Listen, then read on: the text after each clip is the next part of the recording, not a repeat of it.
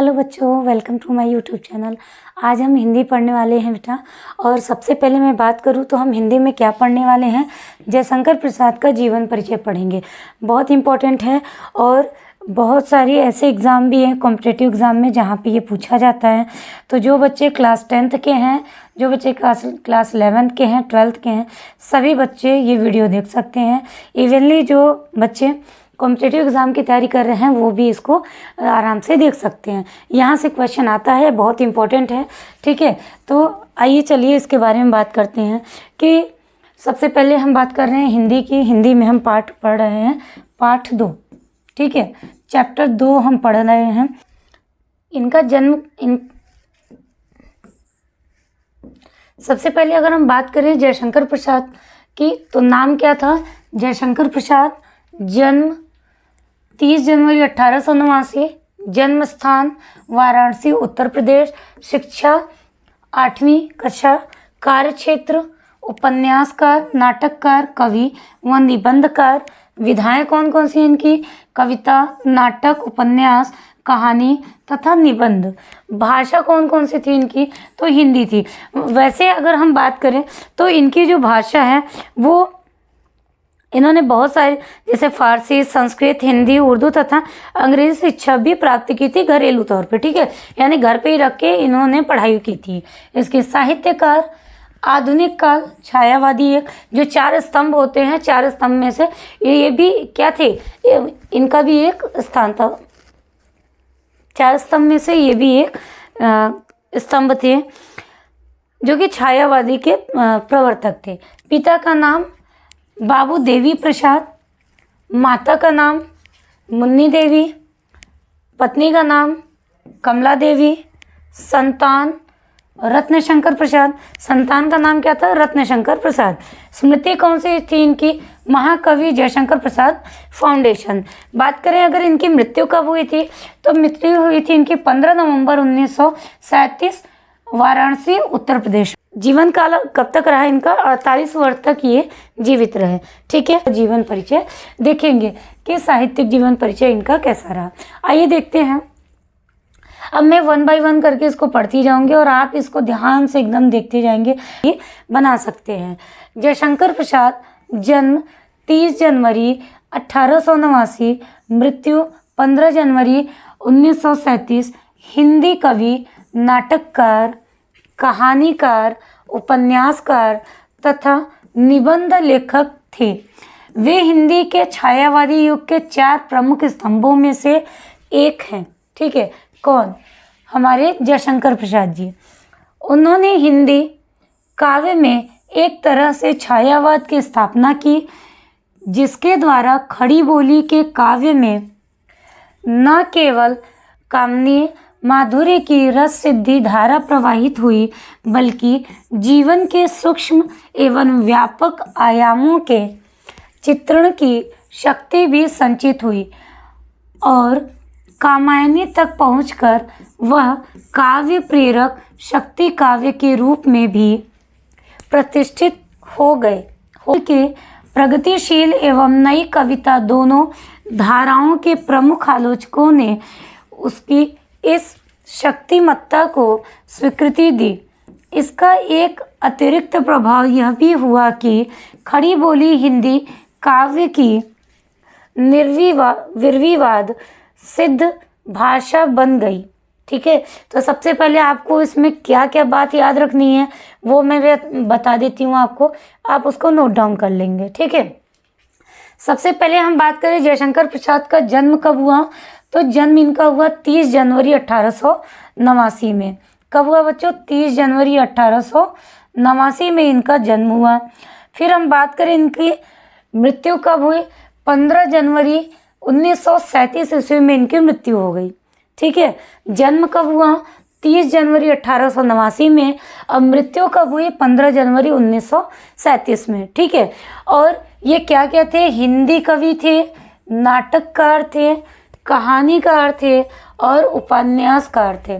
और इन्होंने बहुत सारे निबंध भी लिखे थे, तो ये निबंधकार भी थे। और 4 जो प्रमुख स्तंभ है उनमें से एक प्रमुख स्तंभ ये भी हैं, ये छायावादी युग के निबंधकार थे। ठीक है। और इधर लिखा हुआ है, आप ध्यान से देखेंगे, इन्होंने जिन भाषा का यूज़ किया वो भाषा कौन सी है, खड़ी बोली है। और भी बहुत सारी चीज़ें, इनके जो सबसे प्रसिद्ध काव्य की प्रेषक है वो क्या है, कामायनी है। अक्सर करके पूछा जाता है ऑप्शन में कि निम्न में से जयशंकर प्रसाद की प्रमुख काव्य कौन सी है, तो क्या होगी, कामायनी। ठीक है, आइए देखते हैं। अभी हम आगे भी देखेंगे। प्रसाद जी की प्रारंभिक शिक्षा काशी में क्वींस कॉलेज में हुई थी, परंतु यह शिक्षा अकाल्पिक मतलब आधे समय के लिए रह गई, पूरा कंप्लीट नहीं हुआ, अल्पकालिक थी। छठे दर्जे में वहाँ शिक्षा आरंभ हुई थी और 7वें दर्जे तक ही वे वहाँ पढ़ पाए। उनकी शिक्षा का व्यापक प्रबंध घर पर ही किया गया, जहाँ हिंदी और संस्कृत का अध्ययन इन्होंने किया। प्रसाद जी के प्रारंभिक शिक्षक श्री मोहनी लाल गुप्त थे। वे कवि थे और उनका उपनाम रसमय सिद्ध था। शिक्षक के रूप में वे बहुत प्रसिद्ध थे। चेतगंज के प्राचीन दलहट्टा मोहल्ले में उनकी अपनी छोटी सी बाल पाठशाला थी। बाल पाठशाला का मतलब छोटे बच्चों का स्कूल था। रसमय सिद्ध जी ने प्रसाद जी को प्रारंभिक शिक्षा दी तथा हिंदी और संस्कृत में अच्छी प्रगति करा दी। प्रसाद जी ने संस्कृत की गहन शिक्षा प्राप्त की थी। उनके निकट संपर्क में रहने वाले 3 सुधी व्यक्तियों के द्वारा 3 संस्कृत अध्यापकों के नाम मिलते हैं। डॉक्टर राजेंद्र नारायण शर्मा के अनुसार चेतगंज के तेलियाने की पतली गली में इटावा के एक उद्धट विद्वान रहते थे। संस्कृत साहित्य के उस दुर्धर्ष मनीषी का नाम था गोपाल बाबा। प्रसाद जी को संस्कृत साहित्य पढ़ाने के लिए उन्हें ही चुना गया। विनोद शंकर व्यास के अनुसार श्री दीनबंधु ब्रह्मचारी उन्हें संस्कृत और उपनिषद पढ़ाते थे। राय कृष्णदास के अनुसार रसमय सिद्ध से शिक्षा पाने के बाद प्रसाद जी ने एक विद्वान हरिहर महाराज से और संस्कृत पढ़ी। ठीक है, तो यहाँ पे आपको समझने वाली बात क्या है, बाकी ये नीचे की पॉइंट आप लिख सकते हैं, लेकिन इसमें और भी बहुत ज़्यादा इम्पोर्टेंट जो टर्म है वो मैं आपको बता दे रही हूँ, उसको आप अच्छे से टिक कर लेंगे। सबसे पहले प्रसाद जी की प्रारंभिक शिक्षा काशी के कहाँ से, कौन से विद्यालय से हुई, तो क्वींस कॉलेज से हुई। ठीक है, परंतु इनकी शिक्षा जो है क्या रही, अल्पकालिक रह गई। अल्पकालिक का मतलब बहुत थोड़े समय तक इन्होंने वहाँ पढ़ाई की और उसके बाद इन्होंने पढ़ाई छोड़ दी। और बाकी की जो पढ़ाई है इनकी कहाँ पे हुई, घर पे ही रह के हुई। इन्होंने बाकी शिक्षा में भी अध्ययन किया था और वो स्वाध्याय अध्ययन हुआ, यानी खुद से ही इन्होंने पढ़ाई की। वे लौरावीर मोहल्ले के आसपास रहते थे। प्रसाद जी का संस्कृत प्रेम बढ़ता गया। उन्होंने स्वयं उसका बहुत अच्छा अध्ययन कर लिया था। बाद में वे स्वाध्याय से ही, स्वाध्याय मतलब स्वयं से, स्वाध्याय से ही वैदिक संस्कृत में भी निष्णात हो गए थे। बनारस हिंदू विश्वविद्यालय के संस्कृत अध्यापक महोपाध्याय पंडित देवी प्रसाद शुक्ल कवि चक्रवर्ती को प्रसाद जी का काव्य गुरु माना जाता है। ठीक है, तो आप ये भी ध्यान देंगे कि काव्य गुरु कौन माने गए, इनके तो कवि चक्रवर्ती माने गए। एक चीज़ तो ये हो गई, और दूसरी बात कि बनारस हिंदू विश्वविद्यालय से के संस्कृत अध्यापक, ठीक है, तो कहाँ से, बनारस हिंदू विश्वविद्यालय। आप जनरली ऐसा नाम याद रख सकते हैं। आगे देखेंगे, घर के वातावरण के कारण साहित्य और कला के प्रति उनमें प्रारंभ से ही रुचि थी और कहा जाता है कि 9 वर्ष की उम्र में ही उन्होंने कलाधर के नाम से ब्रज भाषा में एक सवैया लिखकर रसमय सिद्ध को दिखाया था। उन्होंने वेद, इतिहास, पुराण तथा साहित्य शास्त्र का अत्यंत गंभीर अध्ययन किया था। वे बाग बगीचे तथा भोजन बनाने के शौकीन थे और शतरंज के खिलाड़ी भी थे। कौन? जयशंकर प्रसाद। कौन थे? जयशंकर प्रसाद। ठीक है, सभी बच्चे ध्यान से देखेंगे।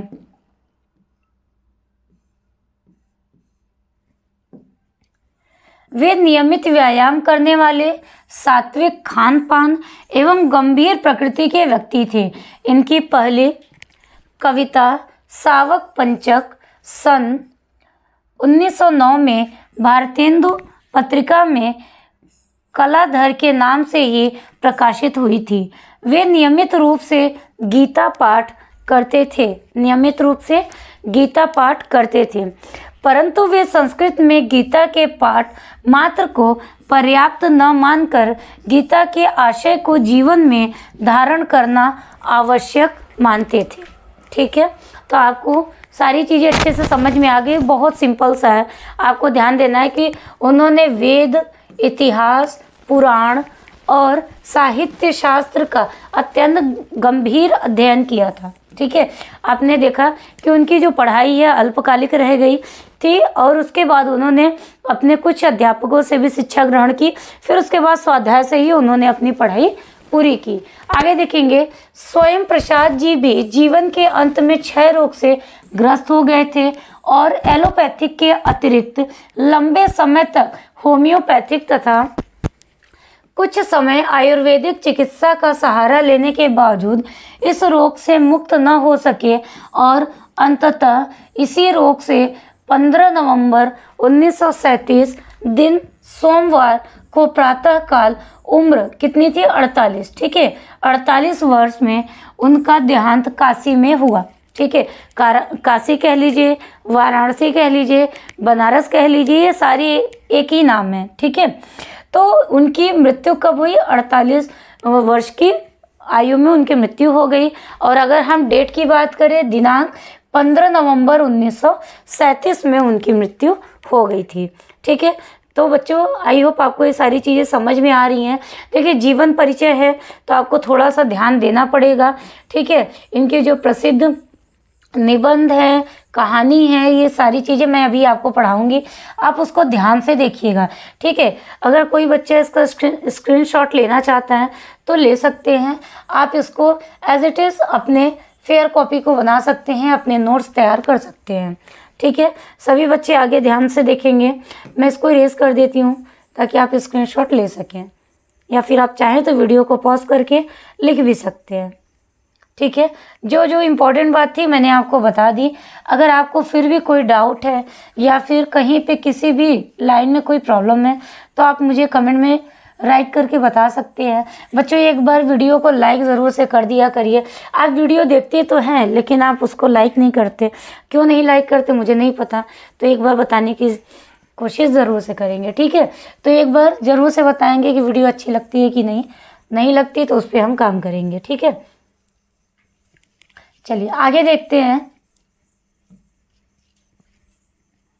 ये मैंने इरेज कर दिया, आप इसका स्क्रीनशॉट ले लीजिएगा। ठीक है, चलिए आइए देखते हैं कहानी संग्रह। कहानी संग्रह में इनका कौन कौन सा कहानी है वो हम देखने की कोशिश करेंगे।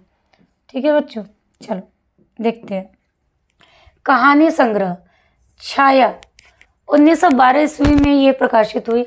प्रतिध्वनि 1926 ईस्वी, आकाशदीप 1929 ईस्वी, आदि 1932 ईस्वी, इंद्रजाल 1936 ईस्वी। ठीक है, इसमें बहुत ज़्यादा कुछ इम्पोर्टेंट वैसा है नहीं। आपको इम्पोर्टेंट का मतलब कि कुछ वैसा बताने जैसा नहीं है, आप इसको एज इट इज़ लर्न कर लेंगे, याद कर लेंगे। उपन्यास इनका क्या था? कंकाल 1926 ईस्वी, तितली 1924 ईस्वी, इरावती 1938 ईस्वी।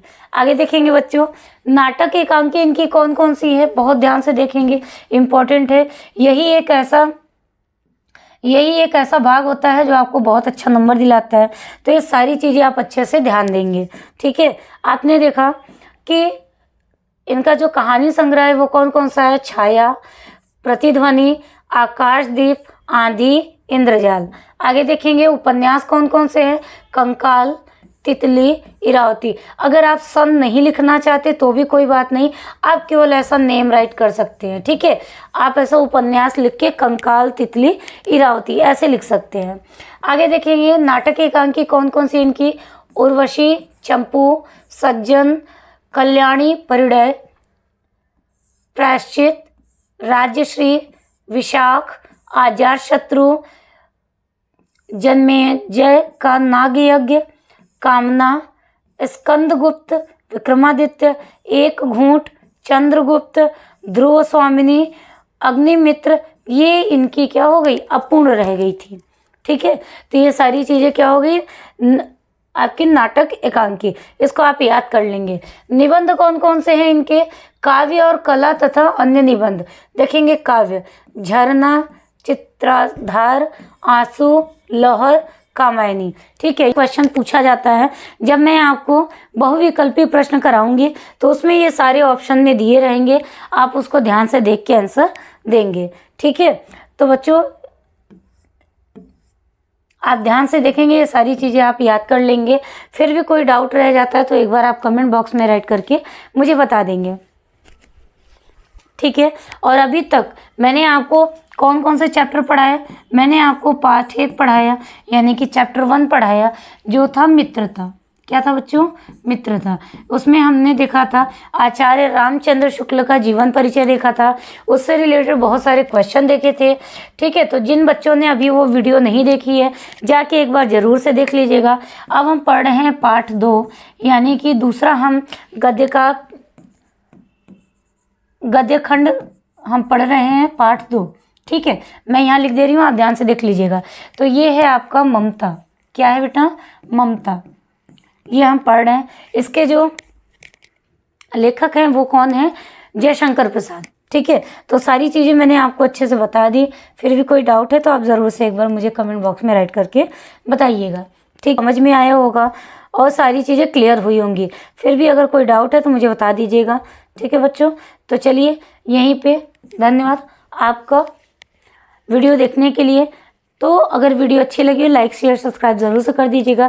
अगर आप चैनल पे पहली बार हैं तो एक बार ज़रूर से बेल आइकन प्रेस करके आप बेल आइकन को हिट कर दीजिएगा, ठीक है। और ऑल वाला ऑप्शन जो है उसको आप सेलेक्ट कर लीजिएगा। तो मिलते हैं नेक्स्ट वीडियो में, तब तक के लिए जय हिंद, जय भारत, गुड बाय।